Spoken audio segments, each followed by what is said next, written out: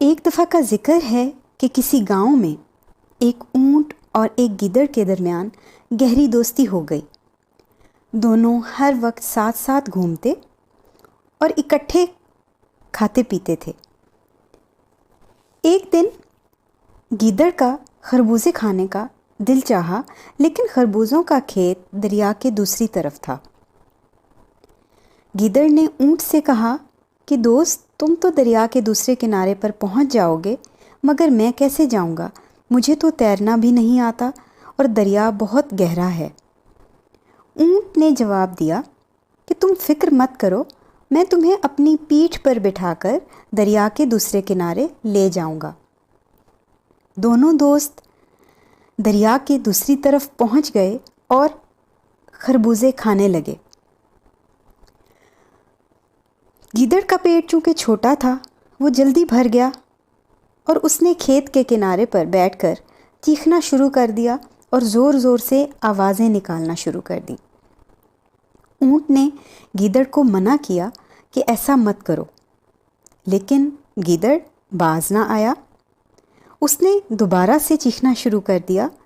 اونٹ نے اس کی منت سماجت کی کہ میرے پیارے دوست، ایسا نہ کرو، ایک تو میرا پیٹ ابھی تک نہیں بھرا، اور دوسرا تمہاری آواز سن کر کسان آ جائے گا اور میری خوب پٹائی کرے گا۔ مگر گیدڑ نے اس کی بات نہ مانی اور کہنے لگا کہ میں تو عادت سے مجبور ہوں، اگر میں کھانا کھانے کے بعد نہ چیخوں تو پیٹ میں درد ہونا شروع ہو جاتا ہے۔ گیدڑ شور مچاتا رہا۔ اس کی آواز سن کر کسان اور اس کے بیٹے لاٹھیاں لے کر وہاں پہنچ گئے۔ گیدڑ نے جب ان کو دیکھا تو چالاکی سے جھاڑیوں میں جا کر چھپ گیا، مگر اونٹ بیچارہ ان کے ہاتھ لگ گیا۔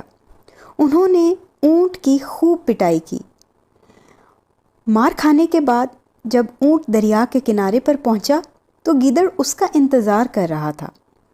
گیدڑ پھر اونٹ کی پیٹھ پر سوار ہو گیا۔ جیسے ہی وہ دریا کے درمیان پہنچے، اونٹ نے پانی میں غوطہ لگانا شروع کر دیا۔ گیدڑ نے جب یہ دیکھا تو اس نے اونٹ سے کہا کہ دوست، یہ کیا کر رہے ہو؟ میں تو ڈوب جاؤں گا، خدا کے لیے ایسا نہ کرو۔ اونٹ نے گیدڑ کو جواب دیا کہ دراصل کھانا کھانے کے بعد اگر میں نہ نہاؤں تو میرے پیٹ میں شدید درد ہونے لگتا ہے۔ یہ کہہ کر اس نے پانی میں غوطہ لگا دیا۔ گیدڑ تیز لہروں میں بہہ گیا اور چند غوطے کھانے کے بعد ڈوب گیا۔ اس کہانی سے ہمیں یہ سبق ملتا ہے کہ جیسا کرو گے ویسا بھرو گے۔